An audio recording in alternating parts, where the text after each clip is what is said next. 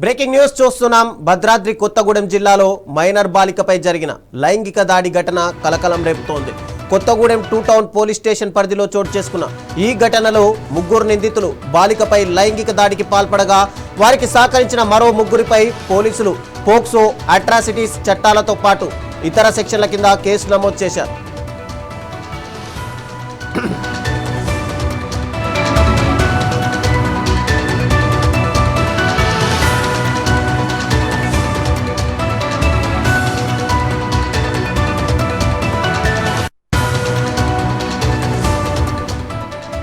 ఈ కేసులో 4 నిందితులను అదుపులోకి తీసుకుని రిమాండ్కు తరలించారు. మరో 2 నిందితులు పరారీలో ఉండగా వారిలో ఒకరు ఏఆర్ కానిస్టేబుల్ కావడం సంచలనంగా మారింది. పరారీలో ఉన్న వారి కోసం ప్రత్యేక బృందాలతో గాలింపు కొనసాగుతోందని పోలీసులు తెలిపారు. నిందితుల వద్ద నుంచి 3 ఆటోలు, 3 సెల్ ఫోన్లను స్వాధీనం చేసుకున్నట్టు పోలీసులు వెల్లడించారు. కేసును అత్యంత ప్రాధాన్యంతో దర్యాప్తు చేస్తున్నామని తెలిపారు. మిగిలిన నిందితులను కూడా త్వరలోనే అరెస్ట్ చేస్తామని పోలీసులు స్పష్టం చేశారు.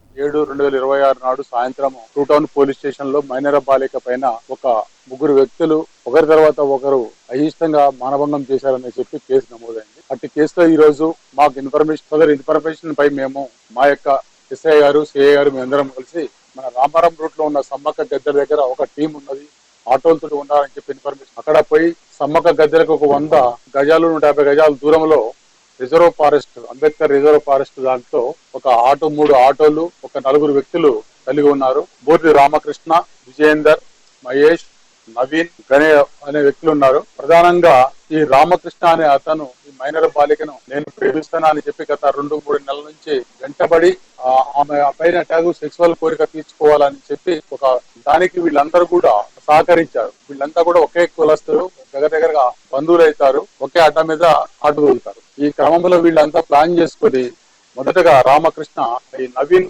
ఆటోలో గణేష్ సహాయంతో తీసుకెళ్లి గాజుల రాంబ మన ఓల్డ్ డిపో దగ్గర ఉన్న గాజుల రాంబ బస్తీలో ఒక కానిస్టేబుల్ ఒక రూమ్ తీసుకుంటుంటే ఆ కానిస్టేబుల్ ఆశ్రయం ఇచ్చాడు.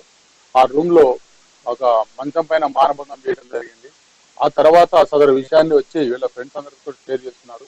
ఆ షేర్ చేసుకున్న తర్వాత ఆ విషయము వీళ్ళు కూడా వీళ్ళతో పాటు నాతో పాటు వీళ్ళు కూడా అనుభవించాలని ఒక ప్లాన్ చేసుకొని ఆ ప్రకారంగా విజయేందర్, మహేష్లు వీళ్ళందరూ ఒకళ్ళ తర్వాత ఒకళ్ళు పోయి మా దగ్గర ఫొటోస్ నేను తీసినవి, నువ్వు ఇట్లా నవీన్తో కలిసి ఉంటే మేము చేసిన ఫోటోలన్నీ ఈ సోషల్ మీడియాలో పెడతాం, లేకపోతే బ్లాక్ మెయిల్ చేస్తాం, లేకపోతే అందరికీ పబ్లిక్ చేస్తాం, నీ పరువు తీస్తామని చెప్పి బెదిరించి తీసుకొని పోయి వారు 3 ప్లేసులలో డిఫరెంట్ టైమ్స్ లో వాళ్ళని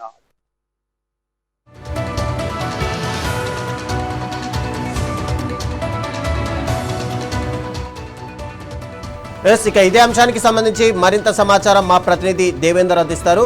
దేవేందర్, చెప్పండి. ఆల్రెడీ అంటే 6 మంది పైన పోక్సో కేసు నమోదయ్యింది. దాంట్లో 3 పైనే కేసు నమోదు చేశారు, 3 వదిలే ప్రయత్నాలు చేశారు అని చెప్పి ఆరోపణలు ఇచ్చారు. ఇప్పుడేమో పోలీసులు 6 మంది పైన కేసు నమోదు చేశాం, 4 మేము రిమాండ్కి పంపించాం, 2 పరారీలో ఉన్నారు. అంటే ఉదయంకి ఇన్ఫర్మేషన్కి ఇప్పటికి సంబంధించి చూస్తే కనుక వాళ్ళని కూడా అరెస్ట్ చేసే ప్రయత్నాలు చేశారా? ఎస్రావు చంద్ర, కొత్తగూడెంలో జరిగినటువంటి మైనర్ బాలికపై గ్యాంగ్ రేప్ సంఘటనకు సంబంధించి ఇప్పుడు పోలీసులు కొత్తగా మరో 3 మీద ఎఫ్ఐఆర్ చేసిన పరిస్థితిని మనం అక్కడ చూసుకోవచ్చు.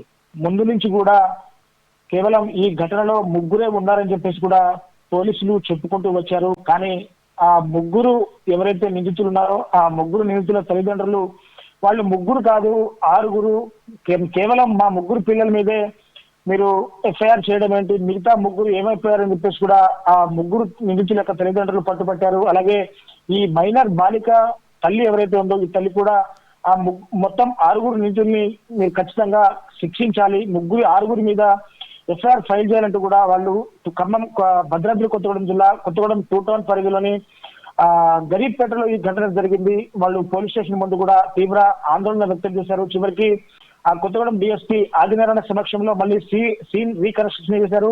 సో అందులో పూర్తిగా నిందితులు ఉన్నది 3 కాదు 6 అని చెప్పేసి కూడా పోలీసులు నిర్ధారణకు వచ్చి వీరి 6 మీద కూడా ఎఫ్ఐఆర్ చేయడం జరిగింది. సో భద్రాద్రి కొత్తగూడెం జిల్లా 2 టౌన్ పోలీస్ స్టేషన్ పరిధిలో ఈ నెల 3, 4వ తేదీల్లో మైనర్ బాలికపై లైంగిక దాడికి పాల్పడిన 3 వ్యక్తులు, వారికి సహకరించిన మరో 3పై కూడా బాలిక తల్లి ఫిర్యాదు మేరకు పోక్సో అలాగే SC, ST ST atrocity case కూడా నమోదు చేసి నలుగురిని అరెస్ట్ చేసి రిమాండ్ చేయడం జరిగింది. సో ఈ ఘటనలో మరో ఇద్దరు కూడా పరారీలో ఉన్నారు. పరారీలో ఉన్న ఇద్దరిలో ఒకరు ఏఆర్ కానిస్టేబుల్ గా ఉన్నట్లు కూడా పోలీసులు గుర్తించిన పరిస్థితిని ఇక్కడ మనం చూసుకోవచ్చు. సో ఇక్కడ రవిచంద్ర ఇక్కడ ఎలా ఉంటుందంటే, మనకి ఏదైనా అన్యాయం జరిగితే వెళ్ళి మనం పోలీస్ స్టేషన్ లో ఫిర్యాదు చేస్తాం, కానీ న్యాయం చేయాల్సిన పోలీసే ఈ ఘటనలో ముద్దాయిగా ఉన్నాడు, ఏ ఫైగా ఉన్నాడంటే మనం అర్థం చేసుకోవచ్చు.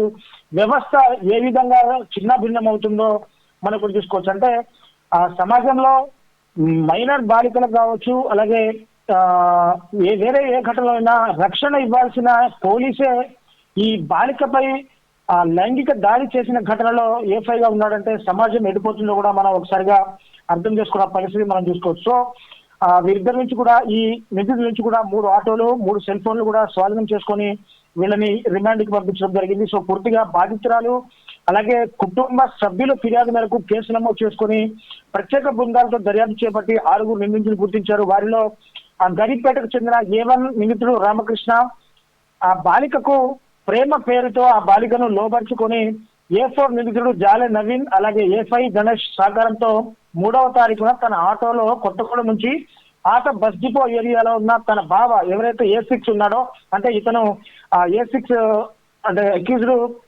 వెంకటేష్, ఇతను ఏఆర్ కానిస్టేబుల్, ఇతను రూమ్ కి తీసుకెళ్లి అక్కడ లైంగిక దాడికి పాల్పడ్డారు. అలాగే ఈ రామకృష్ణ మైనర్ బాలికపై లైంగిక దాడికి పాల్పడ్డ విషయాన్ని కూడా A2 ఎవరైతే ఉన్నారో కల్వకుంట విజయేందర్ అలాగే A3 బడేటి మహేష్ తెలియపరచడంతో A2 A3లు కూడా ఇద్దరు వేరువేరుగా 4వ తారీఖున అలాగే 5వ తారీఖున ఒకరు మైనర్ బాలికను ఆటోలో బయటకు ఎక్కించి మళ్ళీ అక్కడ అఘాయిత్యానికి పాల్పడ్డ పరిస్థితి మనం అక్కడ చూసుకోవచ్చు. సో పూర్తిగా ఈ ఓవరాల్ సంఘటనలో 6 ముద్దాయిలు ఉన్నారు. మొదట 3 మీద ఎఫ్ఐఆర్ చేశారు, తర్వాత మరో 3 అంటే ఇటు మైనర్ బాలిక నుంచి కావచ్చు, వాళ్ళ తల్లి దగ్గర నుంచి కావచ్చు, ఆ పరిసర గరీబ్పేట ప్రాంతంలో నివాసం ఉంటున్న ప్రజల వద్ద నుంచి కూడా భారీగా ఆందోళన వ్యక్తమవడంతో పోలీసులు తప్పనిసరి పరిస్థితుల్లో ఈ మరో 3 మీద కూడా ఎఫ్ఐఆర్ చేశారు. ప్రస్తుతానికైతే 4 రిమాండ్ కి పంపించారు. మరో 2 కోసం పోలీసులు గాలింపు చర్యలు చేస్తున్నారు. అందులో ఒకరు ఏఆర్ కానిస్టేబుల్ వెంకటేష్ ఉన్నాడు. సో ఇతని కోసం ప్రత్యేక బృందాలుగా విడిపోయి ఇతని కోసం గాలింపు చర్యలు చేపట్టారు. సో పూర్తిగా కేసుని నీరు కారకుండా ఎక్కడికక్కడ తీసుకొచ్చారు. Thank you Devender.